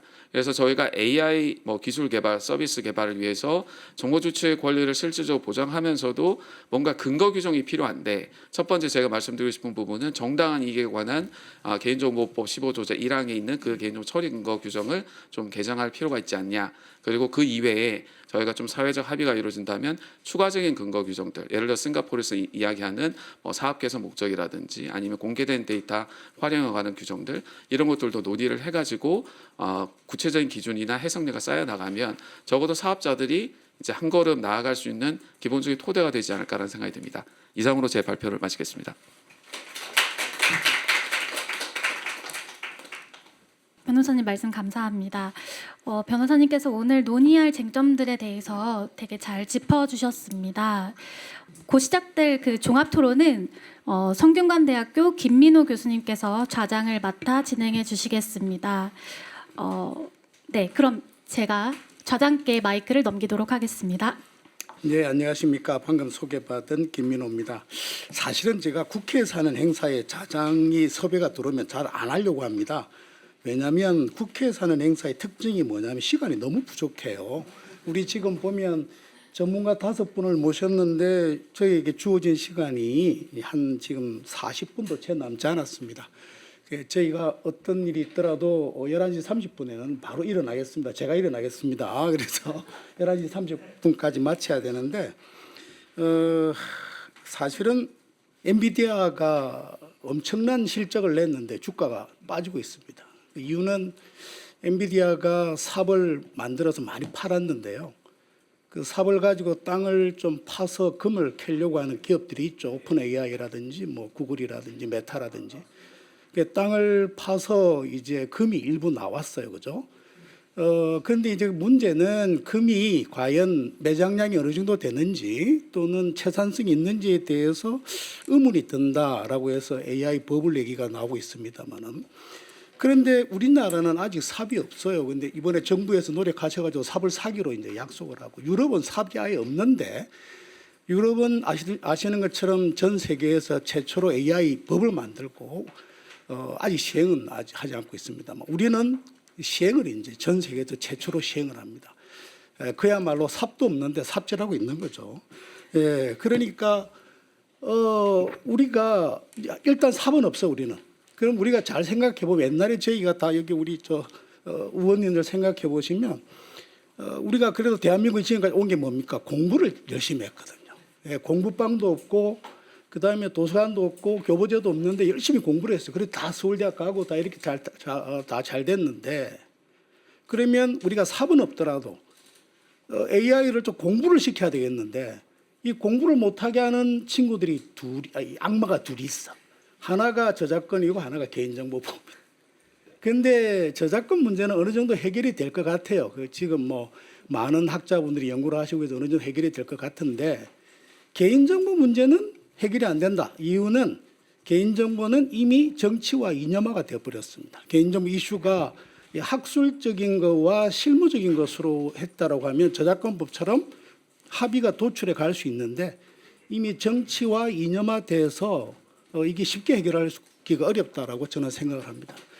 아무튼 제 말은 이 정도로 하고, 사실은 우리 김영경 교수님 같은 경우는 개인정보보호법학회 회장도 하시고 또 대한민국 최고의 저작권 전문가이기 때문에 오늘 주제에 대해서 토론하십시오 하면 한 3시간은 아마 하실 거로 생각이 됩니다만, 오늘 시간이 없기 때문에 이렇게 하겠습니다. 사실은 오늘 토크 형식으로 하기 위해서 질문지를 14페이지 넘게 준비를 했습니다만 이렇게 할 수 있는 방법이 없고, 그래서 제가 지금 생각은 신재민 대표님과 정일권 CPO께서 우리 업계가 현실적으로 해보니까 개인정보와 저작권 문제 참 이런 게 어려움이 있더라라는 현장의 목소리를 말씀해 주시고, 그다음에 김영경 교수님께서 학술적으로 양 문제에 대해서 소견을 말씀해 주시고, 다음에 이제 정작 이 법을 만들고 집행하셔야 되는 김영진 입법조사관님, 그리고 양청삼 개인정보보호위원회 국장님께서 말씀을 하시는 것으로 제가 특별히 개입을 하지 않고 이 순서대로 말씀을 하시는데, 우선 김영경 교수님을 모시도록 하겠습니다. 큰 박수로 환영해 주시기 바랍니다.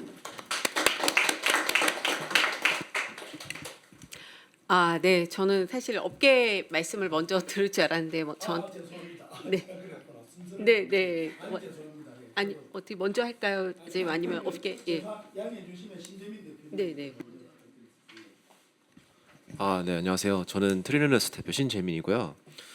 저희 회사는 일반적으로 보시는 뭐 AI 서비스, 뭐 그냥 IT 서비스에서는 좀 다르게 LLM을 만드는 거에 집중하는 회사입니다. 그래서 저희가 이제 개인정보 보호를 다루는 시각이 아마 다른 회사들이랑 좀 다를 거예요.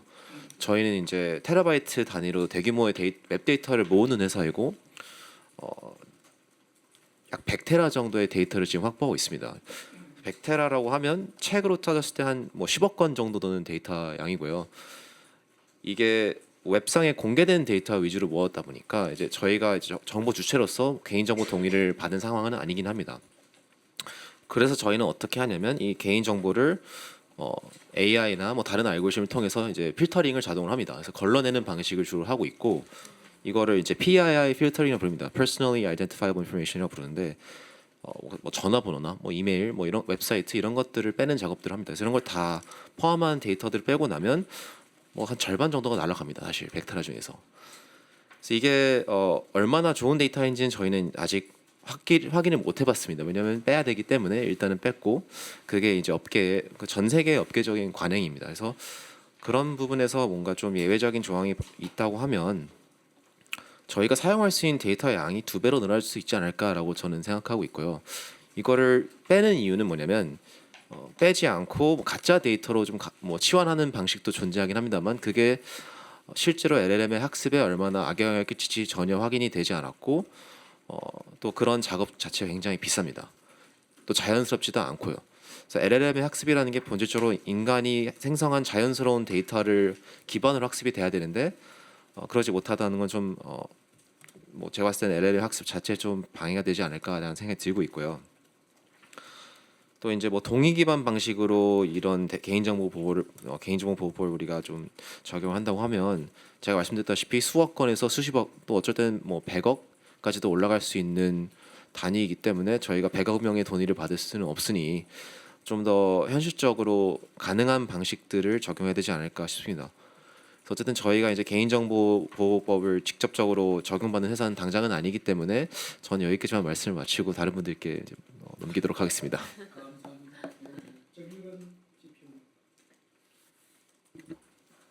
네, 안녕하세요. 이 자리에 초대해 주셔서 일단 먼저 감사드리고요.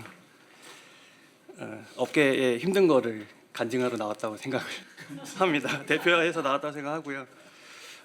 좀 특별한 말씀드리면 저는 회사에서 경영진이면서 보안을 책임지고 개인정보도 책임지는 역할을 하고 있습니다. 그래서 제 몸이 반으로 지금 나눠져 있는 상태고요. 반은 보호해야 된다, 반은 회사를 위해서 활용해야 된다라는 측면에서 굉장히 저도 싸우고 있는 상황입니다. 그래서 이제 저희 회사는 두들릴이라는 회사고요. 채용관리 솔루션 그리팅이라는 서비스를 클라우드를 통해서 하고 있습니다. 채용관리 솔루션은 직원을 채용하는 단계, 이 면접 보고 하는 단계를 다 저희 솔루션으로 하게 되는데요. 이때 처음에 시작하는 게 지원자의 이력서를 받는 것부터 시작합니다. 이력서를 받을 때 개인정보를 동의를 당연히 받게 되고요. 개인정보 동의 받을 때 기존에는 이제 필수 동의와 선택 동의로 나눠서 받고 심지어 저희는 민감 정보도 있습니다. 장애 여부에 따라서 가점도 있기 때문에 민감 정보도 대부분 받고 계시고요. 그렇기 때문에 이 정보에 대한 정보 주체가 어떻게 보면 이 AI 학습에 있어서는 저작권자가 되고요. 그들에게 본인의 이력서가 저희가 AI 학습할 거고요, 사용할 겁니다라고 동의받기 어렵습니다. 자기 이력서가 컴퓨터상에 인터넷상에서 막 활용된다고 생각하면 요즘에 사람들 되게 예민하시거든요. 그리고 또 한 문제가 저희는 수탁자의 지위에 있습니다. 그래서 지원자가 저희 두들린에 지원하는 게 아니고 저희 두들린의 서비스를 사용하는 수많은 기업 거기에 지원하는 거거든요. 예를 들면 삼성전자에 지원한 거예요. 근데 삼성전자에 지원하는 그 과정에서 갑자기 두들린이라는 회사가 우리가 AI 학습할 거예요, 동의해 주세요를 그 동의 문구 안에 넣으면 안 해줍니다. 기본적으로 다 안 해주시고요. 그리고 고객사에 따라서는 우리 직원 뽑는데 왜 두들린에서 동의를 받으려고 해요? 라고 해서 저희 동의 문구를 넣는 것조차도 동의를 안 해줍니다, 기업이. 그래서 너무 시작부터가 너무 힘든 상황이고요. 그리고 면접을 보다 보면 면접관들이 우리 회사에 맞는지 안 맞는지를 평가하시게 되면 이 평가 정보가 AI로 학습되면 사실 면접관들마다 평가 정보가 조금씩 다를 수가 있거든요.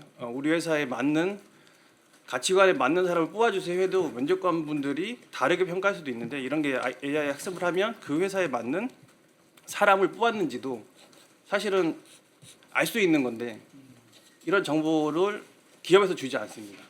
네. 자기들의 내부 평가 기준이기 때문에 이런 것도 주지 않으시려고 하고요. 그러다 보니까 수탁자의 지위에서 초기에 개인정보 수집도 어려워, 목적도 말하기 어려워, 칸도 만들기 어려워. 그래서 아무것도 할 수 없는 상황이고요. 그리고 또 법으로 보면 이따 말씀드린 것처럼 개인정보보호법이 앞단에서 좀 힘든 부분이 있고요. 많이 도와주셔서 지금 많이 편해지긴 했지만 좀 어려움이 있고, 지금 말씀 나누는 것처럼 저작권법, 그리고 기업들 때문에 영업비리법 쪽, 부정경제 방지법, 그리고 약관, 인터넷상에 있는 정보들도 다들 알고 계시고 많이 쓰고 계시는 뭐 링크드인 같은 서비스에 본인들이 자기들의 양력과 정보를 많이 적어 놓으시거든요. 근데 그걸 우리는 활용할 수가 없는 상황입니다. 근데 외국에서는 외국의 어떤 서비스, 스타트업 서비스를 저희가 검토를 해봤는데 거기는 그 데이터를 다 쓰고 있어요. 그래서 수억 명의 사람들의 개인정보가 그들이 만들었다고 하는, 사실 저희가 보기에는 금방 만들 수 있는 AI 에이전트를 통해서 검색하면 그냥 나옵니다. 근데 저희는 그건 아예 쓸 수가 없는 상황이에요. 동의조차 받지 못하니까 아예 시작을 못하고 있기 때문이죠. 그래서 이런 것들이 굉장히 어렵다. 그리고 저희가 그러면 만들어 볼까도 했는데, 만들자니 저희 CTO님이랑 데이터팀 말씀으로는 GPU 기준으로 한 8,000장은 필요하다.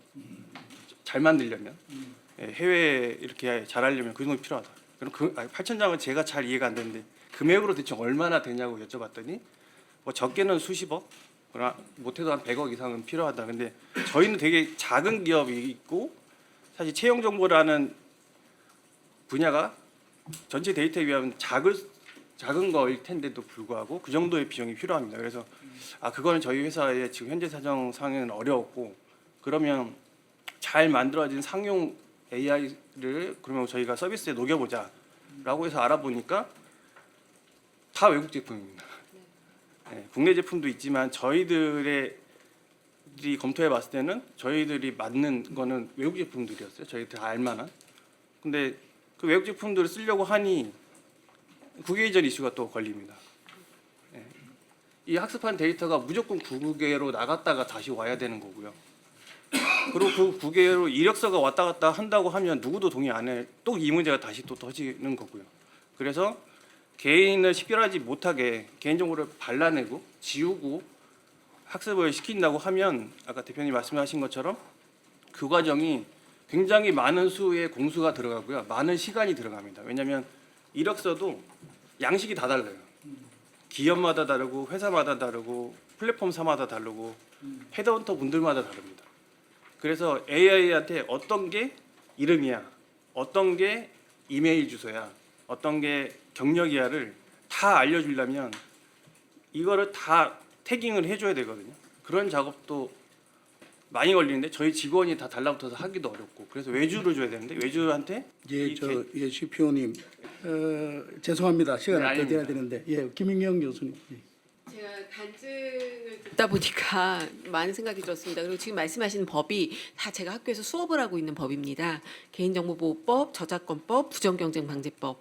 그래서 굉장히 저도 수업을 하면서 특히 대학원 수업을 할 때는 저희도 직장인들 이렇게 기업에 다니시는 분들이 많아서 굉장히 많은 제가 만든 법도 아닌데 질문을 받고 왜 법이 이러냐라는 질문을 많이 받고 있는데 저희가 학자 입장에서 저는 이제 조금 더 시간을 써서 말씀드리겠습니다. 우선은 학습 데이터 사용 문제는 너무나 잘 설명해 주셨듯이 모든 인공지능과 관련돼 가지고 인풋 단계가 있고 아웃풋 단계가 있습니다. 학습 데이터 사용은 인풋 단계죠, 사실은. 개인정보 제도는 왜 만들어졌냐면 그간 기업이 개인을 식별하는 것에 대해서 맞춤형 광고를 준다든지 뭐 그런 식별하는 거에 대해서 뭔가 규제를 하기 위해서 정보 주체는 그 식별 당하는 게 싫어라는 거를 막기 위해서 만든 법이거든요. 근데 인풋인 학습 단계에서는 사실 식별을 위해서 처리하는 게 아니거든요. 근데 아웃풋 단계에서 식별돼서 나왔을 때 그거는 또 다른 문제이고, 인풋 단계에서 학습 단계에서의 식별을 위해서 개인정보를 처리하는 게 아니기 때문에 이거는 제가 볼 때 개인정보보호법의 체계상에서 다시 한번 고민해 봐야 되는 이슈가 아닌가. 그러니까 그런 차원에서 고민을 하는 차원에서 제가 볼 때 저희가 가장 크게 벤치마킹했던 이유에서도 11월 19일 날 디지털 옴니버스 패키지 법안을 EC에서 내놨습니다. 물론 통과까지는 상당한 기간이 될 수 있겠지만 여기서 그렇게 엄격하게 관리했던 민감정보 데이터셋에 대해서 어느 정도 허용을 쓸 수 있게 해주겠다라고 했고, 어너니머스 데이터 즉 비식별 데이터의 정의에 대해서도 그동안 엄격하게 내리던 걸 정보 주체가 재식별 수단을 보유하지 않으면 아예 개인정보로 보지 않겠다라는 굉장히 파격적인 개정안을 우리가 그동안 거의 주신처럼 신봉한 이유에서 내놨습니다. 그 이유조차도 지금 이런 변화를 모색하고 있는 걸 볼 때 우리도 인풋 단계에서는 적어도 특정인을 식별하기 위한 목적으로 쓰는 게 아니기 때문에 그 부분은 개인정보보호법을 어느 정도 좀 배제해야 되는 그런 사유에 해당되지 않나라는 차원에서 좀 근본적인 고민을 해보자라는 제안을 한번 해드리고 싶습니다. 그리고 저작권과 관련돼서는 지금 말씀해주신 모든 저작권과 관련된 해외 규제가 사실은 생성형 인공지능 전에 만들어졌습니다.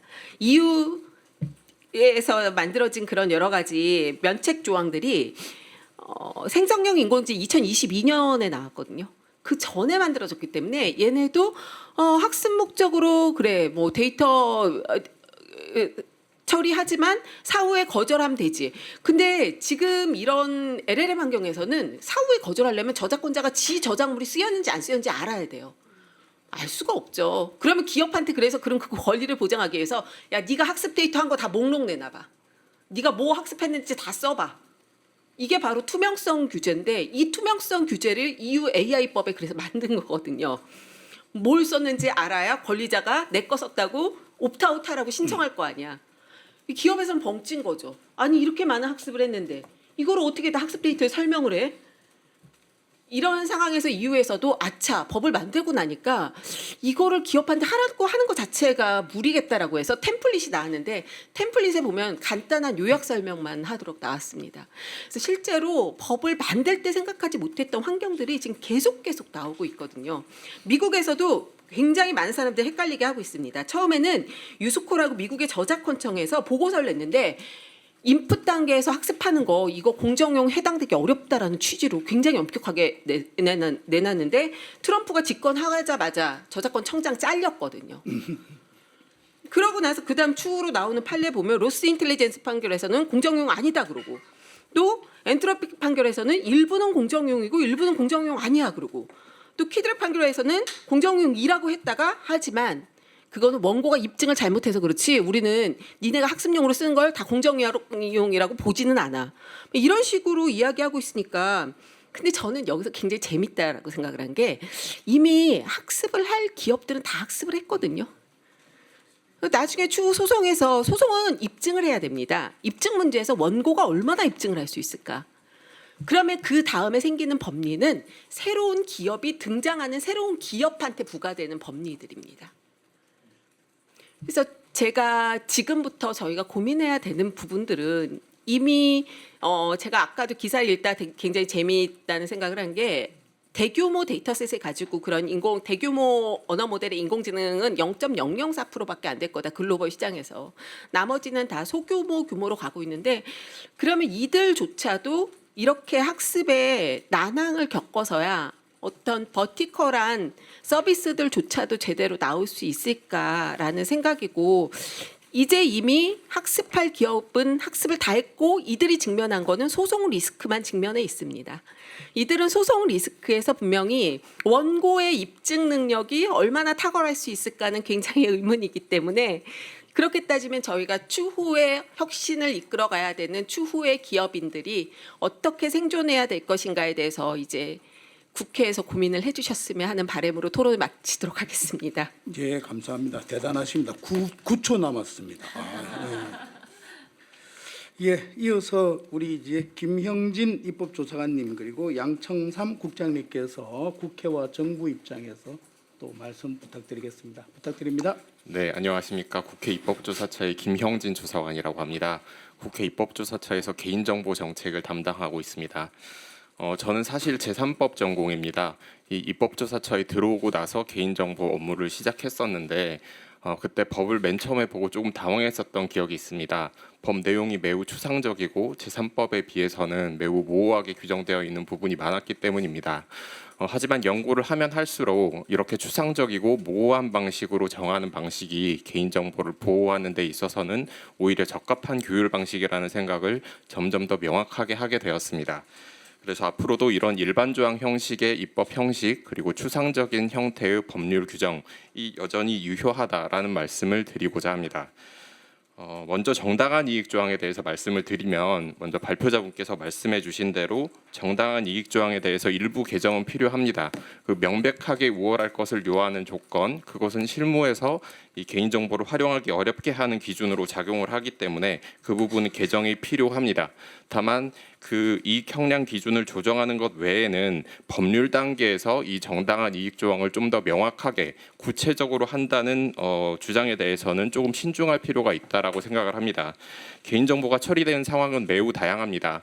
민감 정보를 처리하는 경우도 있고 공개된 개인정보를 처리하는 경우도 있고 또 요새는 매우 다양한 형태의 정보를 처리하는 상황이 늘어나고 있기 때문에 이 다양한 상황을 모두 포괄적으로 고려하기 위해서는 또 이렇게 다양하고 비정형적인 법률 관계를 모두 일반적으로 규율하기 위해서는 포괄적으로 일반 조항 형태로 규율하는 것이 불가피하다라고 생각을 합니다. 그래서 법률 단계에서는 명확하게 하는 것을 조금 신중하게 접근할 필요가 있다는 생각이 들고, 다만 그런 일반 조항을 통해 접근할 때 발생할 수 있는 불명확성은 행정적인 대응을 통해서 시정할 필요가 있다라는 생각을 가지고 있습니다. 연성법 가이드라인을 통해서 해결하는 방법이 그것입니다. 그래서 행정부에서 개별 상황에서 정보 처리가 이루어진 다양한 기술 상황에서 이 일반 조항을 어떻게 해석할지 그 이익 형량 기준에 대해서 가이드라인을 통해서 이릉의 기준을 제시한다면 일반 조항을 통해서 규율을 한다고 하더라도 어느 정도의 상세한 기준을 제시해 줄 수 있다라는 생각을 가지고 있습니다. AI 특례 규정이 지금 논의되고 있는데 그 역시 마찬가지라고 생각을 합니다. 개인정보를 우리 법에서 보호하는 실체적인 권리는 개인정보 자기결정권입니다. 그런데 이 개인정보 자기결정권은 인격권으로서 이 사안별 이익 형량이 매우 중요한 권리라고 할 수 있습니다.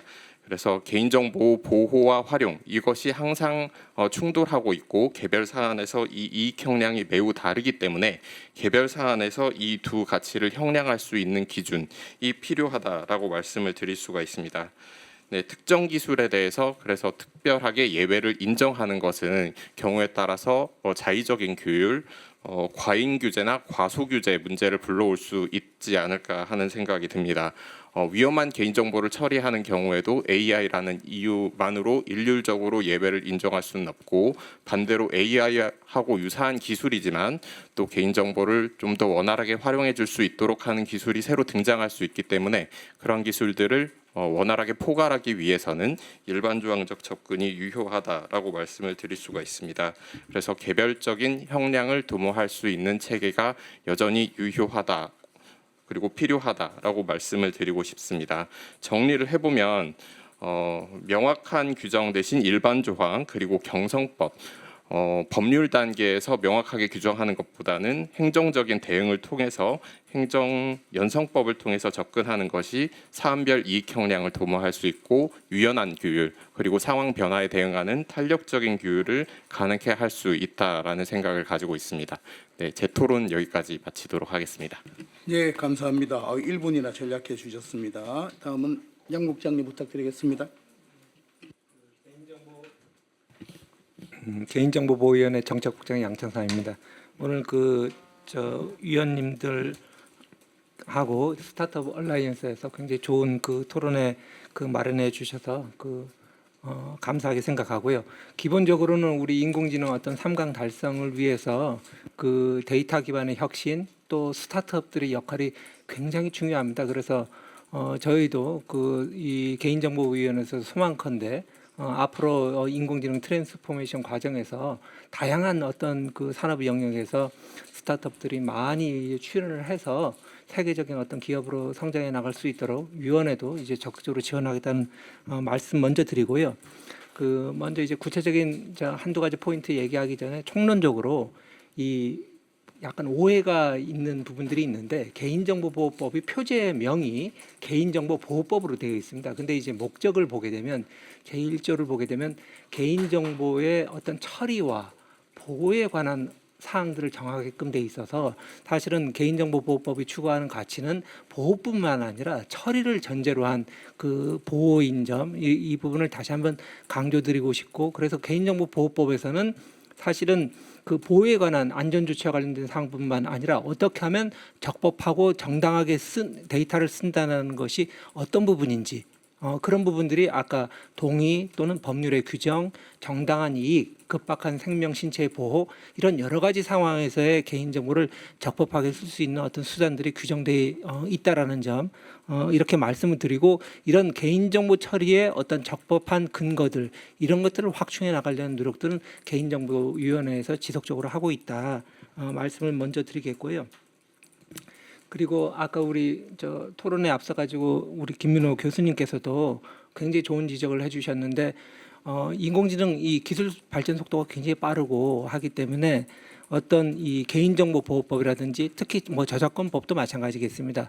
지금 이 산업계에 요구하고 어떤 제도적인 어떤 이런 부분들을 잘 균형 맞춰서 나가고자 한다고 하면 이거를 이제 이념적으로 이제 바라보는 것보다는 굉장히 프랙티컬한 어떤 솔루션을 추구하는 방향으로 접근할 필요가 있습니다. 매사에. 그래서 개인정보보호 어떤 법규 부분도 이게 아까 어떤 궁극적인 어떤 가치다. 어떤 완전한 어떤 그 리스크의 프리 뭐 이런 것들이 아니라 적절히 개인정보 정보 주체의 어떤 통제권, 투명성이 확보가 되고 그리고 데이터 처리의 그 리스크에 수반하는 그 리스크에 맞는 적절한 안전 조치가 수반된다면 이렇게 이 활용할 수 있는 방향으로 안전하게 활용할 수 있는 방향으로 이렇게 모든 제도가 앞으로 만들어져야 된다는 말씀을 이제 총론적으로 드리고요.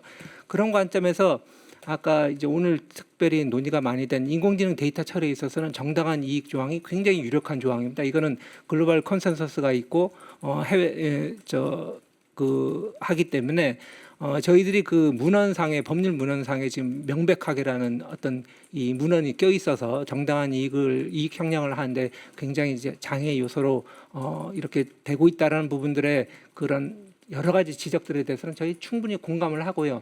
그 부분에 있어서는 이 개인정보보호위원회에서도 몇 차례 걸쳐 가지고 요거는 지금 이제 이 인공지능 특례법이 지금 들어가 있는데요. 인공지능 이제 특례법이 입법적으로 이제 민병덕 의원안 이제 공동진 의원안이 있는데 정무에서 심사를 하고 있는데 이 부분이 통과가 되면 후속 입법 과제로 해갖고 정당한 이익 조항과 관련된 내용들은 저희들의 법 개정이 필요하다라고 저희들은 보고 있습니다. 그래서 이 정당한 이익은 이제 굉장히 좀 활용도가 높아져야 되고 일반 조항으로서 정당한 이익 조항이 이 법 규정이 조금 그 문헌이 손질이 되게 되면 개정이 되게 되면 아까 공개된 정보의 활용 부분은 저희는 큰 문제 없이 그 학습 단계에서 아까 트릴리언 랩스에서 얘기했겠지만은 굉장한 그 웹에서 접근 가능한 다양한 정보 그 데이터들을 수집을 해서 정당한 이익 조항을 근거로 해서 꼭 쓸 수가 있습니다.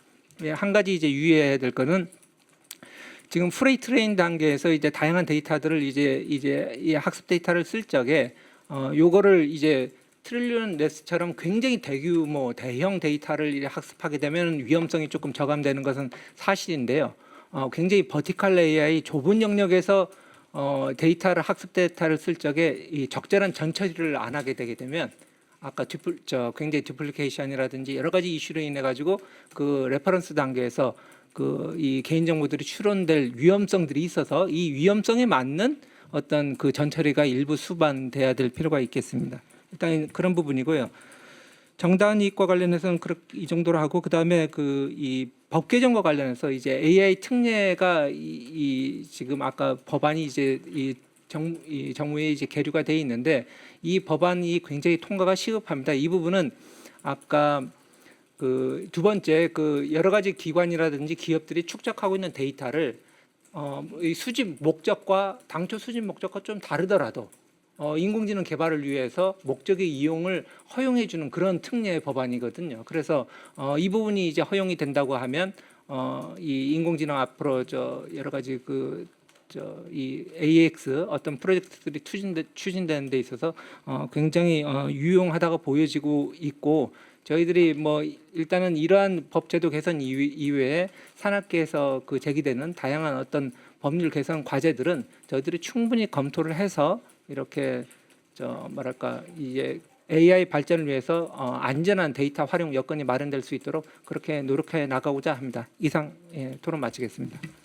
네, 감사합니다. 제가 너무 토론자분들께 시간을 촉박하게 드려서 다시 한번 깊이 죄송하다는 말씀드리고 제가 오늘 자장을 하면서 또 인상 깊었던 거는 그렇게 바쁘신 의원님들께서 세 분이나 끝까지 자리를 지켜주셔서 제가 정말 존경스럽다. 또 제가 또 지금까지 가지고 있던 고정적인 생각도 좀 바꿔야 되겠다는 생각을 했습니다. 그래서 우리 박민규 위원님과 배현진 위원님, 김한규 위원님께도 지정 토론의 시간을 제가 좀 드리도록 하겠습니다. 그래서 짧게 우리 박민규 의원님부터 지정 토론, 축사 말고 지정 토론을 부탁드리겠습니다. 됐습니까? 배현진 위원님. 얼마나 오늘 잘 학습했는지를 확인하는 지금 시간 같습니다. 말씀 들으면서 뭐 전문적인 영역이라 제가 뭐 다 이해하기는 뭐 어려운 부분도 있지만요. 특히 김연경 교수님 너무 요점을 설명을 잘 해주셔서 고맙습니다. 이 대한민국이라는 저희 그 국가의 특수성이 일반 국민이 대단히 뭐 온라인을 통한 개인정보의 활용도가 높은 수준의 나라라고 저는 생각하고 있고, 그만큼 일반 아주 그냥 이 법에 관심 없는 일반 국민들조차도 본인의 개인정보에 대한 어떤 그 주의는 아주 강력한 특수성이 있다고 생각합니다. 그래서 아마 오늘 이 적법한 활용이나 이런 부분에 대해서도 말씀을 많이 주시는 것 같은데요. 이거를 국민인식이 바뀌기를 기대하고 저희가 계속 따라가는 어떤 입장이 된다고 하면은 AI 산업에서 저희가 굉장히 어려운 입지에 있지 않을까라는 느낌을 오늘 현장의 말씀을 들으면서 좀 느꼈습니다. 그래서 저희가 국회의원으로서 해야 할 몫은 아까 말씀 주신 부분들에 대한 일단 학습과 그리고 국민들의 인식을 우리가 선도할 수 있는 입법의 과정을 거쳐서 여러분의 개인정보를 이렇게 안전하게 활용할 수 있습니다라는 그런 안심을 시켜드리는 작업을 국회가 해야 하지 않을까라는 생각을 했고요. 공부를 더 열심히 해야겠다는 생각을 두 번째로 했습니다. 오늘 너무 감사드립니다. 예. 네. 저도 이제 법조인이다 보니까 법률 규정을 중심으로 좀 생각을 하는데, 뭐 제가 갖고 있는 기본적인 문제 의식은 왜 우리는 개인정보 관련해서는 이웃법을 따라가는 게 절대 과제라고 좀 생각하는 게 아닌가라는 생각이 들어요. 아시는 바와 같이 EU는 규정 하나 만드는데 우리보다 훨씬 많은 시간이 들리는 곳이잖아요. 근데 우리는 사실 국회가 국민들의 의견을 상당히 빨리빨리 반영을 하고, 여야가 마음만 맞으면 그냥 뭐 언론에 나오자마자 좀 있으면 통과시키기도 하거든요. 뭐 자주 싸우기도 하지만 안 싸우는 경우에는 국민의 여론만 있으면 이 전문가들이 볼 때는 너무 심도 있는 논의 없이 통과시킨다라고도 보실 수 있지만, 시대의 변화에 되게 빠르게 움직이는 게 또 대한민국 국회의 특성이 아닌가 싶어요. 그러면 이런 인공지능 관련된 부분들은 EU 법제만이 아니라 뭐 우리가 현실에 맞게 독자적으로 우리의 법안이 좀 다르더라도 통과시킬 수 있는 저는 준비가 돼 있고, EU나 뭐 다른 나라 법제 오늘 방성현 변호사님이 충실히 준비해 주셨는데, 보면 뭐 아까 글로벌 컨센서스라고 말씀하신 부분 정도만 유지를 한다면 우리가 이번에 개인정보보호법 고치는 차제에 조금 더 신속하게 진행할 수 있지 않을까라는 생각이 들고요. 이 문구 자체가 이제 가장 이제 정당한 이익으로 해결을 하면 제일 좋죠. 저도 이제 명백하게 개인정보의 주체 이익보다 권리보다 우선할 것, 이게 어떻게 보면 좀 충돌되잖아요. 사업자는 그냥 정당한 이익이 있다라고 하면 사업상의 이익도 정당한 이익으로 포함하니까 다 할 수 있는데, 이거를 통제하기 위해서 그래도 우리 개인정보 주체들의 이 이익보다 이 사업을 하는 게 명백하게 더 우선하다라는 사회적 합의가 있어야 된다라는 건데, 사실 뒷부분은 너무, 저는 죄송하지만 아까 추상적인 게 일정 부분 필요하다고 했지만 이거 너무 추상적인 것 같다라는 생각이 들거든요. 그래서 사업하는 사람들 입장에서 예측 가능성이 너무 떨어지는 것 같다. 우리는 분명히 이게 뭐 당연히 기업이니까 경제적 이익을 얻겠다, 사업 성과를 내겠다라는 거지만 기본적으로 이게 국민들의 삶에 도움이 되고 삶이 더 편해진다라는 목적으로 하는 사업들이 AI 사업들이 많은데 이렇게 추진하고 있다가 갑자기 개개인 몇 명이 나로서는 내 이익이 더 우선한다라고 주장을 해버렸을 때 이게 또 여론의 흐름상 또 국회가 또 빠르게 또 여론의 그 개인정보 주체들의 편을 들 우려가 저는 많다고 생각해요. 제가 국회의원 짧게 하면서 개인정보 관련해서는 국감 때 나오는 질문을 보면 한쪽 의원들은 막 규제 풀라고 하고 한쪽은 개별 사례를 갖고 와서 이렇게 개인정보 그 주체가 모르는 상태에서 우리의 권리들이 침해되고 있다 이런 식의 얘기를 하면 뒤에 얘기가 훨씬 더 솔깃해요. 또 언론에서 훨씬 더 그 부분을 잘 써주시니까 훨씬 더 자극적으로 받아들여서 결국은 AI를 핑계로 개인정보를 가져가는 나쁜 놈들로 이렇게 국감은 끝납니다. 그래서 아까 이 양 국장님이 말씀하신 대로 지금 그 고동진 의원님하고 민병덕 의원의 그 AI 관련된 특례 조항들 이걸 통과시키고 나서는 더 근본적으로 아까 말한 이 명백하게 정보 주체의 권리보다 우선할 것 이런 추상적인 조항은 한번 진지하게 없애고 이 정당한 이익을 어떻게 좀 더 구체화하느냐 그건 이미 개인정보위원회에서 가이드라인으로 많이 내놓고 계시잖아요. 그런 식으로 가면 어떨까라는 생각은 갖고 있습니다. 이상입니다. 예, 감사합니다. 김일기 교수님, 저도 예. 국회는 선수라는 게 있기 때문에 하고 싶은 말은 많은데 양보했던 거고요. 일부만 얘기하면 아까 얘기한 것처럼 우리 학계에 유명하시던 김영 교수님께서 이유조차 이렇게 바뀌고 있는데 우리 왜 못하냐고 얘기했고 심지어 학계와 관도 이렇게 같은 의견을 얘기할 정도의 인공지능 특례법은 조속한 처리가 필요하니까 제가 보기에 여기 계신 전문가분들도 노력하셔서 정무위원장께서 좀 빨리 움직이셔야 할 거고 윤한홍 의원이죠. 그리고 원내대표 송원석 원내대표 그다음에 김동욱 정책위 의장 우리 배현진 대표님께서 잘 움직이셔서 관련해서 우리 고동진 의원과 민병덕이 학수고대하고 있는 인공지능 특례법이 내년 2월에 상임위 통과 법사위 통과해서 지방선거 전까지 통과돼야지 입법 예고하고 하면 하반기에는 좀 빨리 움직이지 않겠습니까? 그래서 이런 부분만이라도 이렇게 의미 있는 특히 스타트업 얼라이언스라는 권위 있는 단체가 왔다면 정치력을 발휘하셔서 배현진 의원님 책임하에 빨리 정무위와 야당 협조가 있다면 이거야말로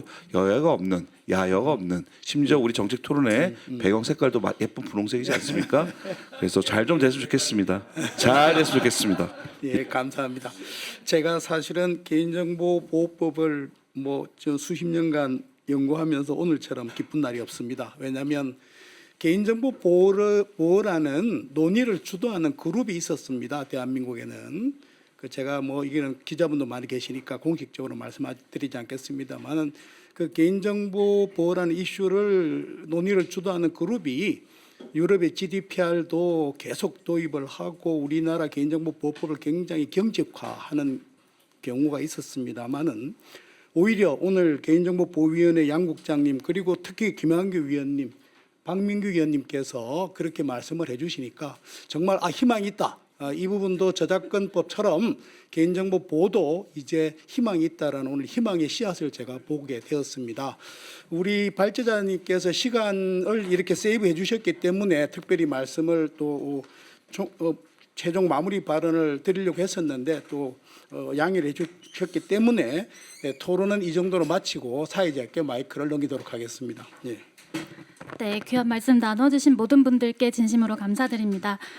참고로 오늘 토론회 영상은 저희 스타트업 얼라이언스 유튜브에 업로드될 예정이고요. 자료집 또한 저희 홈페이지에서 다운로드 받으실 수 있습니다. 이상으로 토론회를 마치도록 하겠습니다. 편안한 오후 되십시오.